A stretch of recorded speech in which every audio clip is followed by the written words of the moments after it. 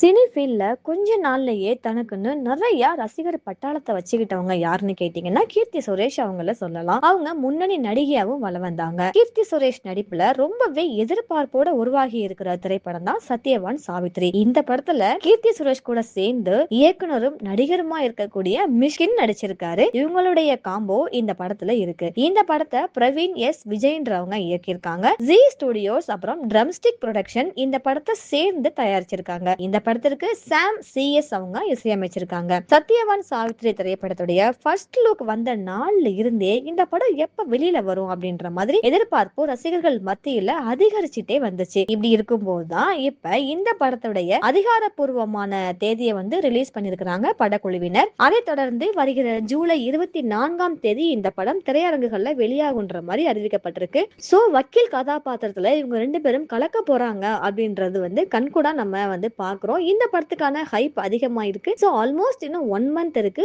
நம்ம கூடிய சீக்கிரம் இந்த படத்தை திரையரங்குல பாத்திரலாம். கீர்த்தி சுரேஷ் மற்றும் மிஸ்கின் அவங்களுடைய ரசிகர்களுக்கு ஒரு பெரிய ட்ரீட் காத்திருக்கு அப்படின்ற மாதிரி ரசிகர்கள்லாம் சொல்லிட்டு இருக்காங்க.